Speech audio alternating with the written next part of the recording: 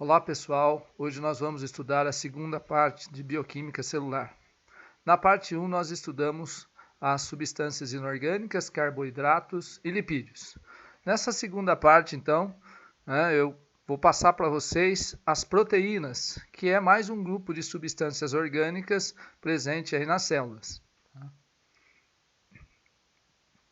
Bom, as proteínas, elas correspondem às moléculas formadas por aminoácidos. Então, nós chamamos de macromoléculas, como sendo aí polímeros de aminoácidos. Então, os aminoácidos são monômeros que juntos formam aí as proteínas. Eles são ligados através das ligações chamadas de ligações peptídicas, que ocorre entre dois aminoácidos.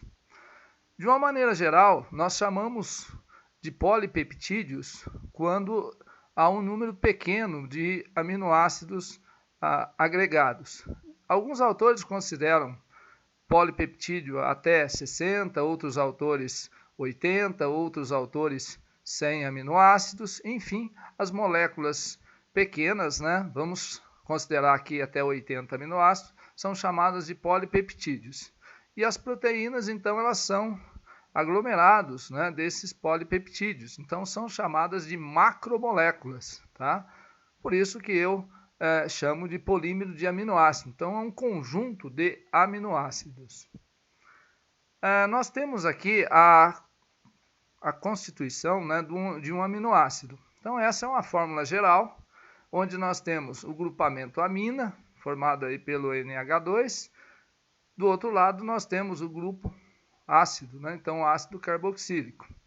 E o que vai separar um aminoácido do outro é justamente esse R, é o radical. Então, nós temos aminoácidos simples, que o radical é formado apenas por um hidrogênio, e outros aminoácidos bem mais complexos, onde esses radicais são complexos. Mas a fórmula geral, para vocês guardarem sempre um grupamento amínico, e do outro lado a carboxila. Então, nós temos um carbono dividindo aí amino de um lado e a carboxila do outro, então formando o aminoácido. Então, essa é considerada aí a fórmula geral dos aminoácidos, Bom, esses aminoácidos, eles se ligam através do que nós chamamos de ligação peptídica. Então, vai sair a hidroxila, da carboxila, e vai sair o hidrogênio da amina. Então, a cada liberação de uma hidroxila e de mais um hidrogênio, formando aí uma molécula de água, nós temos uma ligação peptídica, ou seja, o carbono fica livre de um lado, o nitrogênio livre do outro lado, então ocorre essa ligação. E é essa ligação que nós chamamos de ligação peptídica, que vai unir os dois aminoácidos. Então, para cada dois aminoácidos, nós temos a liberação de uma molécula de água através da formação aí dessa ligação peptídica. Então, se uma proteína, por exemplo, tiver 500 aminoácidos, ela, na sua formação, foram liberadas 499 moléculas de água e também se formaram aí 499 ligações peptídicas, tá? Então, o número de ligações peptídicas corresponde sempre ao número de aminoácidos menos 1. O exemplo que eu citei para vocês, uma proteína com 500 aminoácidos, então tem 499 ligações peptídicas, ou seja, foram liberadas 499 moléculas de água na formação dessa proteína. Bom, os aminoácidos que fazem parte de todas as proteínas existentes na natureza são 20 tipos diferentes. Então, todas as proteínas elas são constituídas a partir desses 20 tipos de aminoácidos diferentes. Eles são classificados como aminoácidos essenciais ou aminoácidos naturais. Qual a diferença que existe entre os aminoácidos essenciais e os naturais? Os essenciais são aqueles aminoácidos, no caso, que não são produzidos pelo indivíduo. Então, no nosso caso, por exemplo, são 8 aminoácidos essenciais. A gente não consegue sintetizá-los, tá? Então, é necessário obtê-los através da dieta, da alimentação. Os aminoácidos naturais são aqueles produzidos pelo próprio organismo. Tá? Então, se nós considerarmos aí o arroz e o feijão, né, essa mistura ela contém os 8 aminoácidos considerados essenciais. Então, as proteínas existentes nesses alimentos, né, juntas, elas vão oferecer aí esses aminoácidos que nós não conseguimos sintetizar, que são os chamados aminoácidos essenciais. Como que isso pode ser perguntado numa questão de vestibular, né? Eles vão perguntar para vocês quais são os aminoácidos essenciais ou quais são naturais.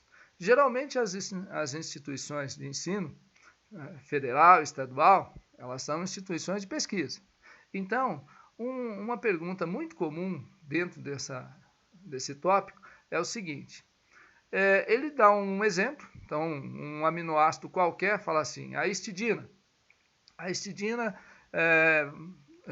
eu quero saber se a histidina ela é um aminoácido essencial para um determinado animal. Então, como você vai sair dessa? Você vai separar 2 grupos de animais, né, da mesma idade, do mesmo tamanho, tá, nas mesmas condições, e um grupo você vai tratar com uma dieta que contém todos os aminoácidos, e um outro grupo você vai tirar justamente a histidina, que é o aminoácido que ele quer determinar se é essencial ou natural. Após um período de tempo, observando aí os 2 grupos, se não houver diferença nenhuma no seu desenvolvimento, significa que esse aminoácido, então, essa histidina, ela é natural. Ou seja, mesmo aquele aminoácido não fazendo parte da dieta, o animal não sentiu falta. Agora, se houver uma diferença no desenvolvimento, no crescimento, etc., então significa que esse aminoácido ele é essencial para para essa espécie animal, tá certo? Então, é assim que pode ser cobrado, no caso, esses aminoácidos considerados essenciais ou naturais, né? Eu coloquei aqui uma lista dos 8 aminoácidos que são considerados aminoácidos essenciais na espécie humana. Tá? Então, a fenilalanina, a histidina, a isoleucina, a lisina, leucina, metionina, treonina e triptofano. Não há necessidade de você decorar, guardar isso aqui. Né? É mais uma curiosidade. Agora, eu deixo aqui também, vou comentar com vocês um pouquinho e deixo as fórmulas, né, dos 20 tipos diferentes de aminoácidos. Então, se vocês observarem aqui em vermelho, corresponde ao R, corresponde ao radical. Veja que a parte azul ela é igual para todos. Né? O que está diferenciando aqui é apenas essa parte vermelha, que é o que nós consideramos aí como sendo os radicais. Então, nessa minha tela, eu tenho aqui, no caso, 9, né? Então, 5 em cima, 4 aqui embaixo. O mais simplesinho dele é a glicina. Então, é um aminoácido cujo radical ele tem apenas o hidrogênio. Né? Depois nós temos aí a alanina, que tem o metil, e assim por diante. Né? Até aqui o fenil. Então, se a gente prestar bem atenção, olha que aqui é a alanina, ela tem como radical o metil. Se a gente tirar um desses hidrogênios e colocar o fenil, vai ficar a fenilalanina, né? Que inclusive é um daqueles aminoácidos considerados essenciais, a fenilalanina.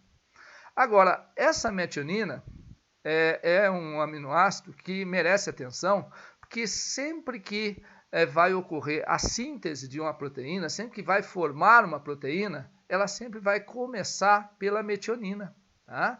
Então, é o aminoácido que faz parte da tradução. Então, ele começa a tradução, a síntese de proteína, ela vai começar sempre com a metionina. E uma outra característica interessante desse aminoácido é que ele é um dos 2 únicos aminoácidos que contém enxofre na sua estrutura. Tá? Então, a metionina e a cisteína são 2 aminoácidos que contêm enxofre. Qual a importância desses aminoácidos que contêm enxofre? Principalmente a cisteína, né? A metionina, você lembra que ela é o aminoácido que vai iniciar o processo de tradução. Agora, a cisteína, quando você tem duas cisteínas próximas, elas vão se atrair e formar ligações entre os seus enxofres, né? Então, pontes de sulfeto, que a gente chama. E com isso nós vamos ter a dobra, né? E a formação de um novelo, então mudando a estrutura da proteína. Então é importante você lembrar aí que nós temos 2 aminoácidos que contêm enxofre na sua estrutura, tá? Então, só para ficar aí essa curiosidade que ela é bem interessante.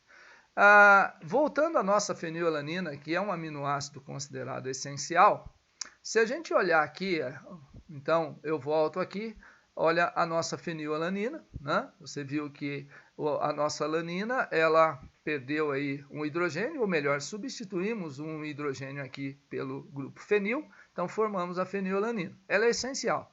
Só que eu preciso dela porque se eu olhar aqui a tirosina, olha o que aconteceu, né? Olha a diferença. Então, a partir da fenilalanina vai ser sintetizada a tirosina. Então, a tirosina não estava na lista, não faz parte do nosso aminoácido essencial, mas eu preciso justamente da fenilalanina para a síntese da tirosina. Então, é interessante a gente entender a relação que existe entre esses aminoácidos, tá certo? Bom, as proteínas elas podem ser classificadas de diversas formas. Eu escolhi aqui, de uma maneira geral, os materiais, eles trabalham com a classificação quanto à sua estrutura e quanto ao seu papel biológico, à sua função. Eu estou acrescentando aqui mais 2 parâmetros, né, de classificação. Então, de acordo com a natureza química. Então, eu considerei primeiro a natureza química. O que significa isso? Se uma proteína ela é formada exclusivamente por aminoácido, ou se ela possui na sua estrutura algum outro elemento ou algum outro grupo de elementos diferente dos aminoácidos, tá? Então, as proteínas simples apresentam apenas aminoácidos. Já as proteínas conjugadas são aquelas que vão ter aminoácido e outros elementos aí associados, né? Diferentes dos aminoácidos. O segundo parâmetro da nossa classificação é a estrutura. Sem dúvida, a estrutura é fundamental, você tem que lembrar como é a estrutura da proteína. Então, ela pode ser primária, secundária, terciária, quaternária, né? E o terceiro é quanto à forma. Esse dificilmente os autores vão comentar, mas eu gosto de falar sobre esse parâmetro porque a forma da proteína, na verdade, vai determinar a sua função. Então, o seu papel biológico aqui, né, que seria o número 4, né, a sua função, ela está relacionada com a sua forma no espaço, tá ok? Então, por isso que eu escolhi aí como classificação das proteínas esses 4 parâmetros para a gente analisar. Então, olha, de acordo com a natureza, nós temos as proteínas simples, que tem vários sinônimos, então chamamos de homoproteínas, holoproteínas, né? Mas, como eu já disse, são aquelas que possuem apenas aminoácido. Então, quando ocorre a hidrólise, ela vai liberar somente aminoácido. 2 exemplos famosos são as proteínas chamadas estonas. As estonas são um grupo de proteínas que constituem os cromossomos, então estão associadas à molécula de DNA, né, formando lá os cromossomos. Nós temos a albumina, então um dos exemplos é a ovoalbumina, que é uma proteína de reserva, né, uma proteína também que está presente aí no nosso sangue, né? Então, são 2 proteínas consideradas proteínas simples, justamente porque elas são formadas apenas por aminoácidos. Nós temos aqui embaixo as chamadas proteínas conjugadas, ou complexas, ou heteroproteínas. Bom, qual a diferença então? Além dos aminoácidos, elas possuem outros compostos, né? Como eu disse, outros elementos, então são chamados de núcleo prostético ou grupo prostético. Então é aquele elemento ou aquela molécula diferente dos aminoácidos que vai fazer parte dessa proteína. Então por isso que ela é chamada de proteína conjugada ou heteroproteína. De acordo com a natureza desse grupo prostético, então ela pode ganhar denominações diferentes. Então, glicoproteínas. São aquelas onde, associada aos aminoácidos, nós temos carboidratos. Então, ela passa a ser chamada de glicoproteínas. Então, é comum na membrana plasmática a gente encontrar, né, glicoproteínas. Eu coloquei como exemplo a mucina, ósseo mucoide, a gonadotrofina coriônica, que é um hormônio que, inclusive, ele caracteriza a gestação, né? E ele é uma proteína, no caso, é uma glicoproteína. Temos também cromoproteínas, que são aquelas proteínas que podem apresentar aí elementos que deixam elas coloridas. Então, a hemoglobina é um exemplo clássico de cromoproteína. Então, ela contém o elemento ferro. Então, o grupo prostético que a gente fala, ou núcleo prostético, é o ferro, que inclusive dá a coloração aí avermelhada, né? Temos a hemocianina, que ao invés de ferro, ela tem o elemento cobre. Então, aparece em alguns artrópodos. Essas proteínas são proteínas aí transportadoras de oxigênio, né? Então, de acordo com a natureza química, você vai lembrar que elas podem ser formadas exclusivamente por aminoácidos, então são chamadas de simples, ou elas podem ser conjugadas ou complexas quando apresenta, além dos aminoácidos, outras moléculas associadas. De acordo com a estrutura, então isso tem aí em qualquer material que estuda sobre proteínas, né? Essa imagem ela é muito comum e a gente tem que ficar muito atento em relação à estrutura. Então, quanto à estrutura, nós classificamos as proteínas em primárias, secundárias, terciárias e quaternárias. O que vem a ser uma proteína primária? É a sequência linear dos aminoácidos. Então, nessa minha lista aí tem lisina, glicina, leucina, valina, alanina, histidina. Então, essa sequência linear corresponde à estrutura primária da proteína. Quando o ribossomo está organizando, é lá no ribossomo que ocorre a junção desses aminoácidos, é lá que ocorrem as ligações peptídicas entre eles. Lógico, tudo isso comandado pelo DNA, né? Nosso DNA que transcreve um RNA, e esse RNA vai alinhar esses aminoácidos aí nas suas respectivas posições. Então, essa sequência linear nós chamamos de estrutura primária. Assim que finaliza a tradução, né, a partir aí da estrutura primária, ela começa a se enrolar. Então, a estrutura secundária corresponde à estrutura helicoidal, que nós chamamos. Então, os hidrogênios presentes nos aminoácidos começam a se atrair. Então, nós vamos ter aí as ligações de hidrogênio, formando determinadas curvaturas, e a molécula ela pode tornar uma forma helicoidal, né? A gente chama de alfa-hélice, ou uma folha pregueada, embora seja menos comum, mas as duas formas são consideradas estrutura secundária da proteína. Essa estrutura helicoidal, ela pode formar através daquelas pontes de enxofre que eu disse a vocês, lembra lá dos dois aminoácidos, principalmente a cisteína e até mesmo a metionina, mas principalmente cisteína e cisteína. Esses aminoácidos, então, eles se atraem e nós vamos ter o enovelamento, ou seja, vai formar um novelo. Então, quando ocorre a formação desse novelo, nós chamamos de estrutura terciária, como mostra a figura. E o aglomerado, né, ou agregado de duas ou mais proteínas de estrutura terciária, nós temos a proteína de estrutura quaternária, então. Tá? Então, a primeira é a ligação peptídica, a segunda, principalmente, ligações de hidrogênio, já a terceira, ponte de enxofre. Tá? E depois, a quaternária são, no caso, aglomerados de proteínas de estrutura terciária. Então, dependendo da estrutura, ela vai ter um formato e, dependendo do formato, ela vai desempenhar uma função. Né? Então, a gente sempre fala o seguinte: quem determina a estrutura primária da proteína é a sequência dos aminoácidos, que eles são sequenciados de acordo com o DNA. Então, dependendo desses aminoácidos, eles vão se enrolar, eles vão ter uma determinada forma no espaço e, dependendo dessa forma, eles vão exercer uma função né, relacionada a essa proteína. Então tudo está ligado, é um negócio muito interessante.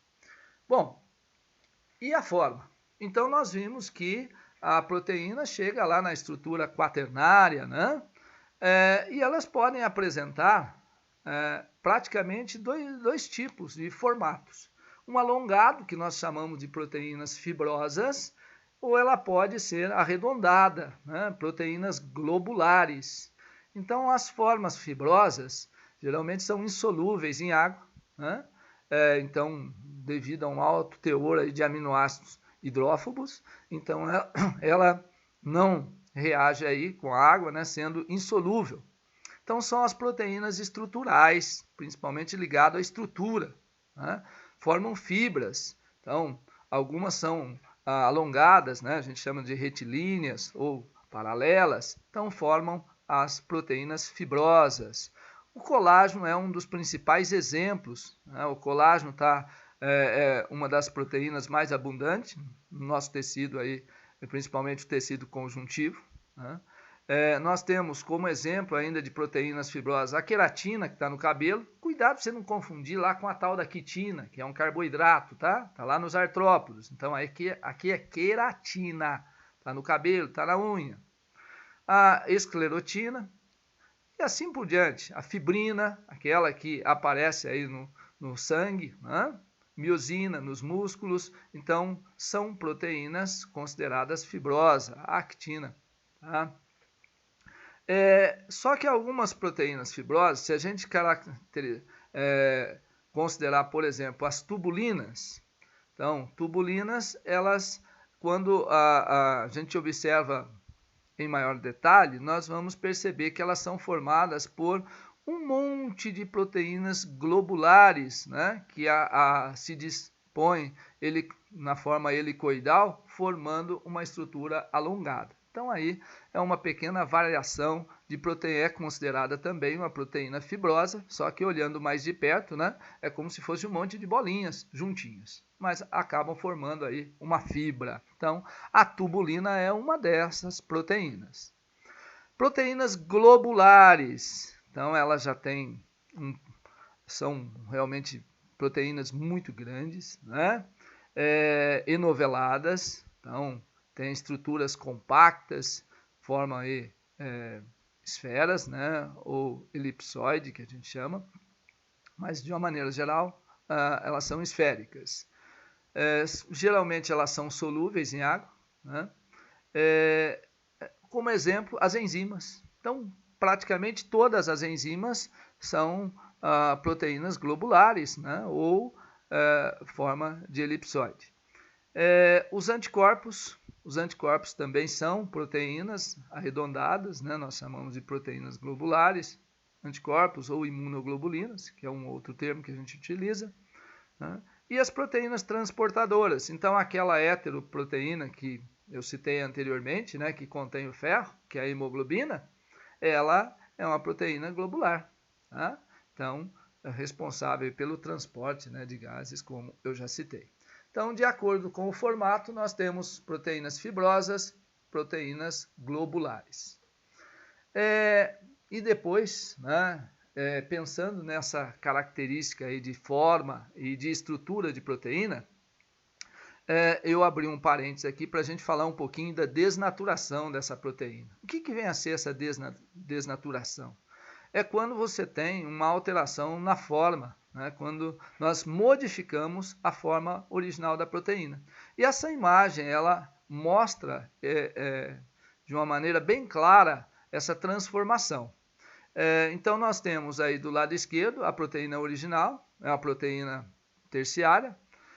Essa proteína terciária, então, ela, né, recebendo uma variação aí de temperatura ou um pH, olha o que acontece com ela. Ela modifica, ou seja, aquelas ligações aquelas ligações, no caso de enxofre, de hidrogênio, elas rapidamente são quebradas e com isso ocorre, né, o alongamento dessa cadeia.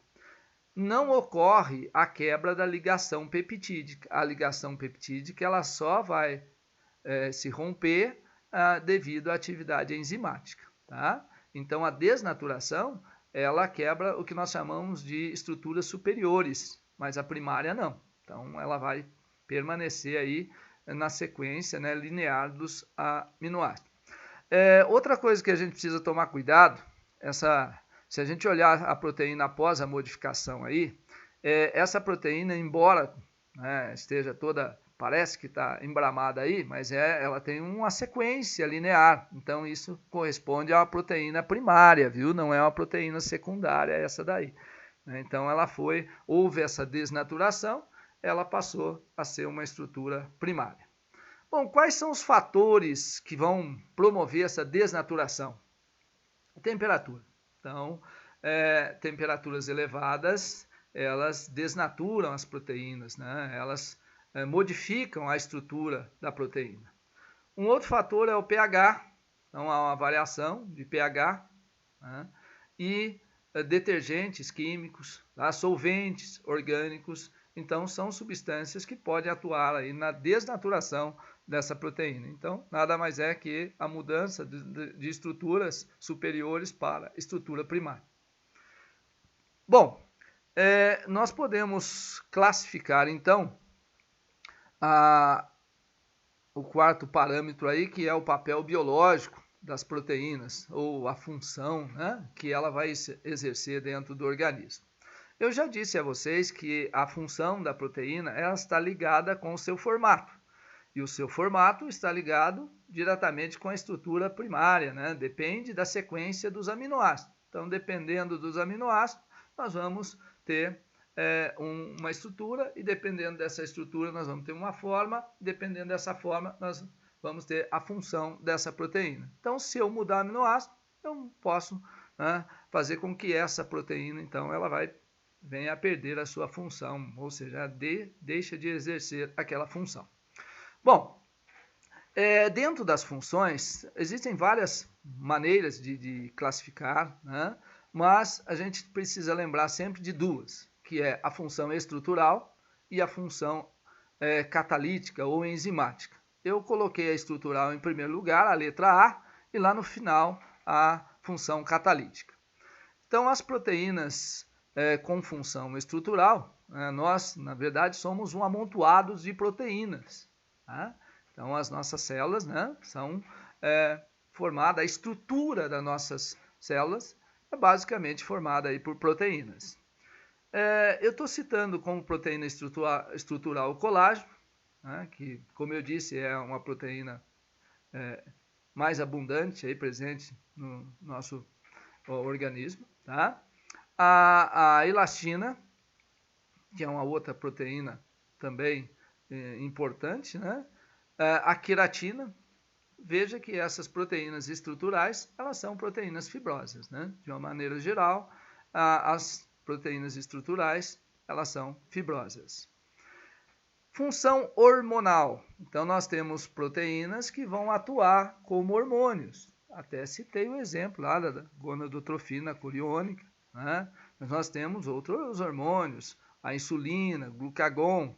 Inclusive, alguns autores até consideram como sendo polipeptídeos, né? Porque tem um número pequeno aí de aminoácidos, principalmente a insulina. Então, a insulina, né, controla, os dois hormônios, no caso, tanto a insulina quanto o glucagon, eles vão controlar a quantidade de açúcar do nosso sangue, né? A deficiência da insulina é a famosa diabetes, que a gente chama, tá? Então, uma deficiência aí na produção da insulina. Então, a insulina tem uma função hormonal, uma função também aí reguladora, que a gente chama. A gente pode substituir a função hormonal por função reguladora. Função respiratória, então a hemoglobina, mioglobina, né, são pigmentos relacionados ao transporte de oxigênio. Então, por essa razão, podem ser chamados de proteínas respiratórias, né, porque vão transportar o oxigênio, ou também proteínas transportadoras. Então, nós encontramos em alguns materiais, né, o exemplo de hemoglobina e a própria mioglobina como sendo a função transportadora. Tudo bem, tá? Então, é válido também. Função contrátil, ou seja, a famosa dupla actina e miosina, né? Então, elas estão associadas às células musculares, então, responsáveis pela contração dos músculos, pelos movimentos. Então, as duas actina e a miosina são duas proteínas ligadas à contração, né? São proteínas fibrosas que participam aí, né? Uma desliza sobre a outra aí, sendo responsáveis pela contração muscular. Então, a gente chama de função contrátil. Função carreadora. Esse termo, né, função carreadora, são aquelas proteínas que estão presentes na membrana plasmática das células e elas são responsáveis pela passagem de substância, pelo transporte de substância. Então, no mecanismo de difusão facilitada, né, no mecanismo de transporte ativo, então nós vamos ter as proteínas entre as moléculas de fosfolipídio, e essas proteínas são chamadas de proteínas carreadoras, né, que auxiliam justamente aí no transporte de substâncias. Então, eu estou repetindo, né, a função carreadora. Função imunológica. Então, a função imunológica são as imunoglobulinas, ou seja, as proteínas que atuam como anticorpos. Lembrando que os anticorpos, né, são produzidos a partir dos antígenos. Então, o antígeno ele pode ser uma proteína também, pode, mas geralmente são polissacarídeos ou até pertencente a outros grupos de moléculas. Agora, os anticorpos são sempre proteínas. Tá? Então, antígenos não é necessário ser proteína. Como eu disse, pode ser carboidrato também, né? Lipídio. Agora, os anticorpos não, eles são sempre proteínas, então, chamadas aí tecnicamente de imunoglobulinas. Então, relacionada à função imunológica, podemos substituir, ao invés de função imunológica, função de defesa. Tá? Função catalítica, ou seja, a nossa primeira, né, estrutural, você precisa lembrar dela, ela é super importante, e depois a gente fecha com a função catalítica ou a função enzimática. Então, uma célula, né, ela exerce uma determinada função dependendo aí do grupo de enzimas, da maquinaria enzimática que ela possui. Tá? Então, as enzimas são moléculas que vão acelerar a velocidade, né, ou seja, vão aumentar aí a velocidade com que essas reações metabólicas ocorrem dentro da célula. Então, são catalisadores biológicos, ou seja, aceleram, aumentam a velocidade das reações. Então, praticamente, né, toda reação que vai acontecer necessita de uma enzima, e elas são específicas, de uma maneira geral, elas são específicas. Então, todas as enzimas são proteínas. Mas tem aquele trocadilho, né? Nem todas as proteínas são enzimas. Né? Lógico que elas podem ser de defesa, carreadoras, transportadoras, né? Estruturais e assim por diante. Bom, então nós vimos que a classificação das proteínas, resumindo, né? Nós classificamos ela de acordo com a composição química, de acordo com a sua estrutura, com a sua forma e com a sua função. Tá? Então, só recapitulando, né, quanto à composição química, ela pode ser simples ou complexa, ou conjugada, quanto à forma, ela pode ser, né, fibrosa ou globular, quanto à estrutura primária, secundária, terciária, quaternária, não esqueça disso, e quanto à função, né, fechamos aí na função enzimática. E agora nós vamos dar uma olhada nas enzimas com maior detalhe. Bom, eu já disse que as enzimas são catalisadores, né, biológicos. Então está lá, né, aceleram a velocidade das reações. Mas como que elas vão acelerar? De que maneira? Como que ela atua? Então elas reduzem a energia necessária, né, para ativar a reação. Então toda reação, quando ela vai ocorrer, precisa de energia. Então essa energia, na presença da enzima, ela é menor. Por isso que a velocidade vai aumentar. Tá? Nós, de acordo aí com a classificação das proteínas, então as enzimas seguem o mesmo padrão.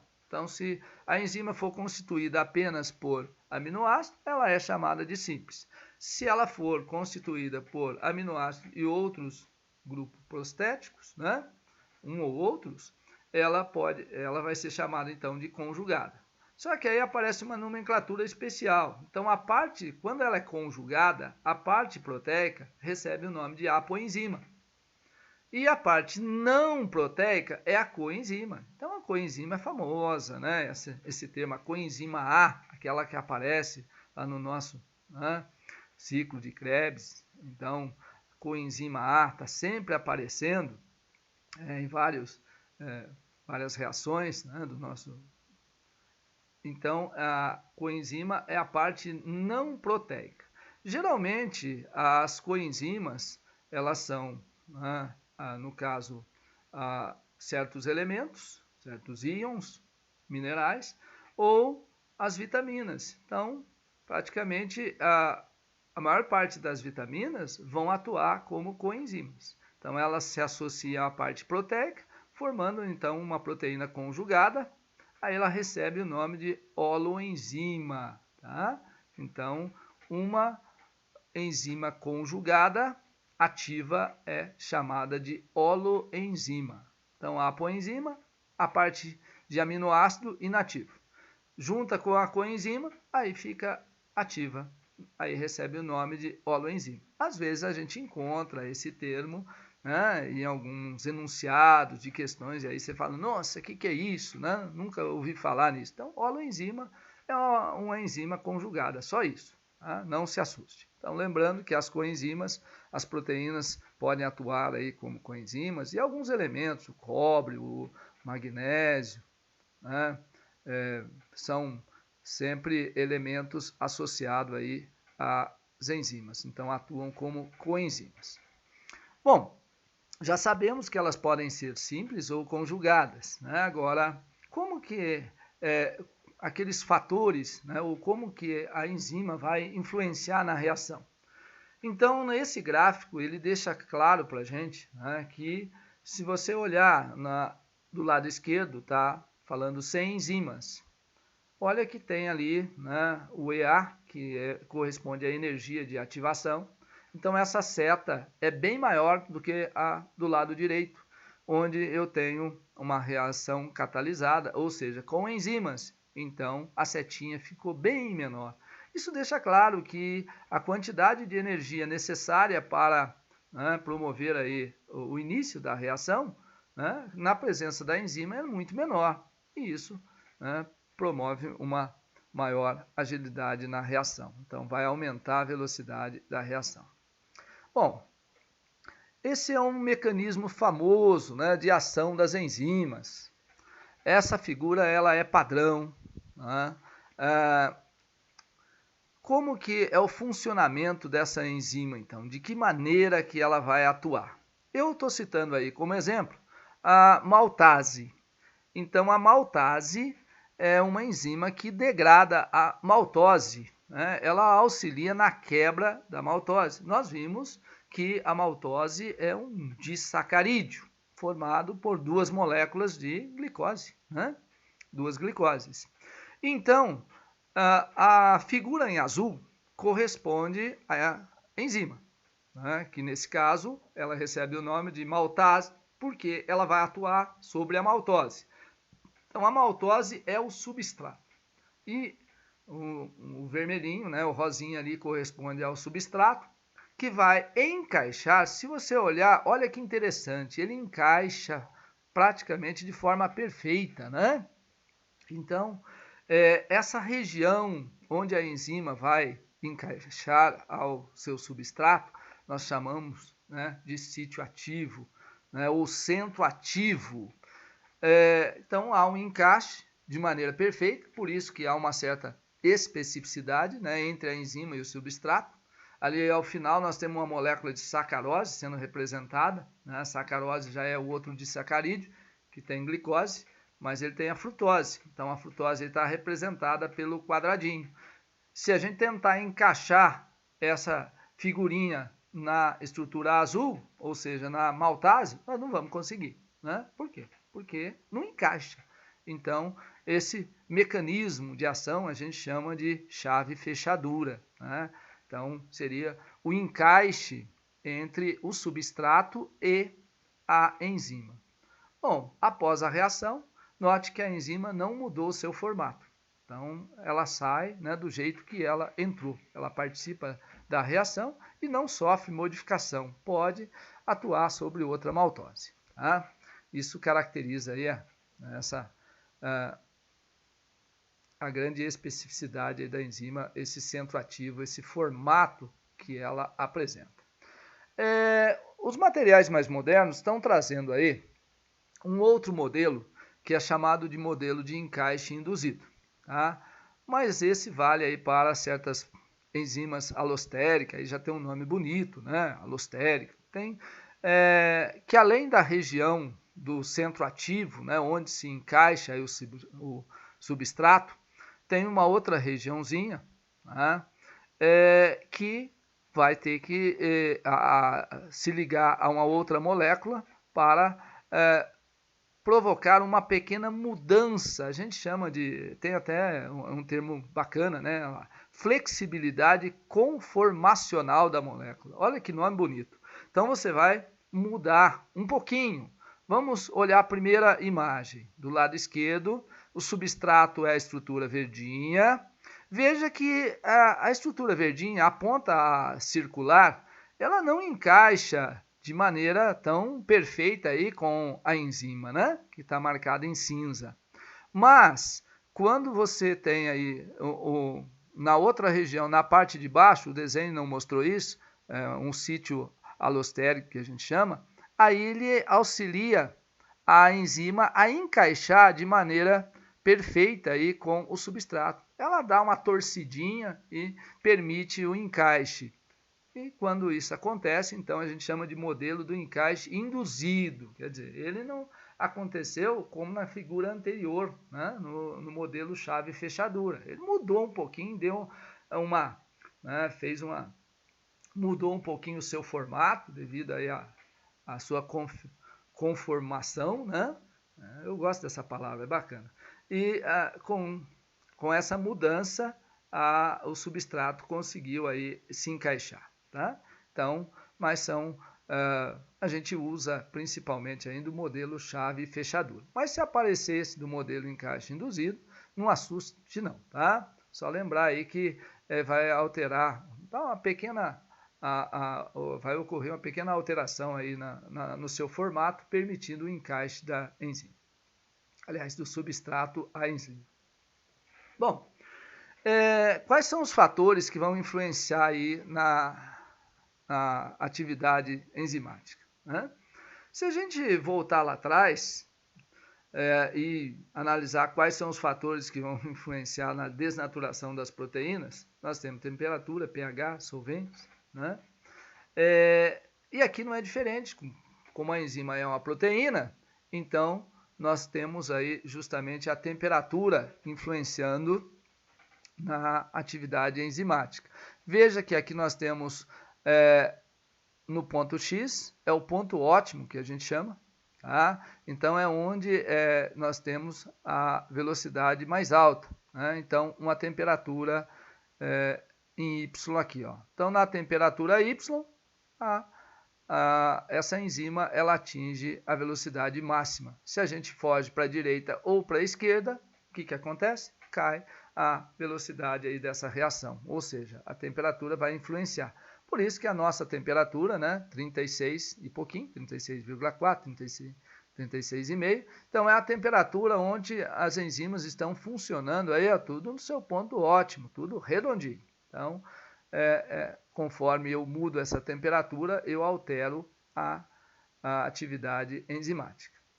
O pH, né, que é o outro fator, então o potencial hidrogênio iônico, então dependendo aí da enzima, ela vai atuar de maneira diferente, aí, dependendo do pH, se é ácido, se é alcalino, né? Dentro do pH, o exemplo clássico que os autores utilizam é justamente o sistema digestório. Então, no sistema digestório, é interessante a gente lembrar que na boca, o pH ele é próximo à neutralidade, então em torno de 7. Então aí nós temos, né, a amilase salivar, que é ali no cantinho, então nome comum, pitialina, né, mas a amilase salivar. Então ela atua em pH próximo à neutralidade, ou neutro. Quando esse alimento ele desce para o estômago, então lá nós temos o ácido clorídrico sendo liberado, o pH ele vai para 2, ou seja, extremamente ácido. Isso faz com que o pepsinogênio, né, ele vai ser convertido em pepsina, e essa pepsina, então, atua na quebra das proteínas. Então, pega uma proteína bem grande e fragmenta ela em peptídeos. É isso que acontece com as proteínas no nosso estômago e na presença aí do pH ácido, tá? Então, em pH elevado, ela não vai funcionar. Esse bolo alimentar, ele desce para o duodeno, que é a primeira região aí do intestino, né? Então, recebendo aí sais biliares, suco pancreático, então o que acontece? O pH vai elevar. Então, ele chega aí em torno de 8.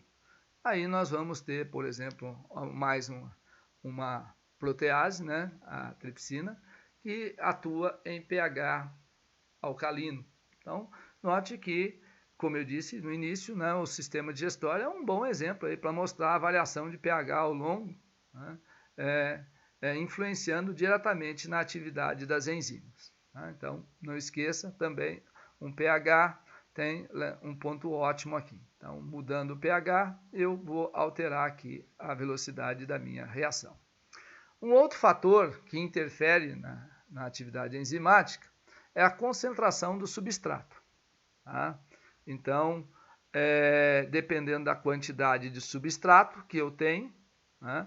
Lembrando que a enzima, eu vou partir do princípio que eu tenho um número X de moléculas de enzimas e eu tenho, né, a metade de X aí de substrato. Então, se eu aumentar a minha quantidade de substrato, eu vou aumentando a velocidade da reação, até atingir o ponto máximo. Quando que vai ser esse ponto máximo, então? Quando todas as enzimas estiverem associadas ao substrato. Aí não adianta eu colocar mais substrato, porque não tem mais enzima. Então, vai manter, né, lá em cima a linha aí da velocidade. Veja que ela não cai. Nos dois fatores anteriores, né, na temperatura, no pH, ela sobe, atinge o ponto ótimo e cai. Agora aqui não. Então, tem vários exercícios que vão trazer gráficos para você, questionando qual é o fator que está influenciando, né, na velocidade da reação daquela enzima. Então, você presta atenção. Se ele subiu e parou lá no alto e continuou, né, então é a concentração de substrato. Agora, se for, né, a temperatura ou o pH, ele vai subir e vai cair. Tá? Então, caracterizando aí os fatores que vão influenciar aí nessa atividade enzimática. As enzimas, elas podem ser inibidas, né? Então a gente chama de inibição. Essa inibição, como nós já vimos, ela pode ser inespecífica. Então o inibidor é um solvente, né? Ou a própria temperatura. Então esses fatores, eles são inespecíficos. O que significa isso? Todas as enzimas vão sofrer alterações, né? Vão no caso, ter problemas, serão influenciadas. Agora, quando nós temos já uma inibição específica, é para uma enzima ou para um grupo pequeno de enzima. Tá? Então, ele vai diminuir a atividade de uma enzima ou de um grupo pequenininho, que tem uma estrutura muito parecida. Então, ela pode ser irreversível, né? Aí já era. Então, aconteceu a alteração, não tem jeito. Ou ela pode ser reversível. Reversível, vocês sabem que vai e volta, né? Quando a inibição ela é específica e reversível, ela ainda pode ser competitiva ou não competitiva. O que significa isso? Competitiva. O inibidor, ele vai ligar no sítio ativo, no centro ativo. Então, ele vai competir com o substrato. Tá? Ele compete. Então, se a gente olhar esse desenho aqui, ó, de baixo, né, Olha que interessante. Aqui não tem inibidor, tá? Então, o substrato é essa porção azul, aliás, meio verdinha aqui, né? E se a gente olhar no segundo desenho, olha que interessante. Essa estrutura azul, agora sim azul, ela chegou primeiro que a outra. Ou seja, ela está competindo. E ela vai se ligar onde? Ao sítio ativo, ao centro ativo. Então, né, ela é competitiva, ela está competindo com o sítio, aliás, pelo sítio ativo com o substrato. Chegou primeiro, né? Um abraço. Então, nesse caso, é uma reação competitiva. Agora, não competitiva. Olha aqui na terceira figura. Nesse caso, nós temos o inibidor, ele não vai se ligar ao sítio ativo. O sítio ativo está lá do outro lado, ele vai ligar aqui. Só que quando ele se liga aqui, ó, olha o que aconteceu. Mudou o formato lá em cima. Alterou, né, essa região ativa, o centro ativo aqui, ó, ele foi alterado e aí o substrato não vai se ligar, né? Então, esse inibidor, ele não compete pelo centro ativo, tá? Mas ele, lógico, vai atrapalhar aí a ligação do nosso substrato, tá certo? Bom, gente, então, esse foi o nosso papo aí sobre as enzimas, né? E finalizando, né, as proteínas. Então, lembrando que as enzimas são proteínas que atuam como catalisadores, tá certo? Então, um abraço a vocês e até a próxima.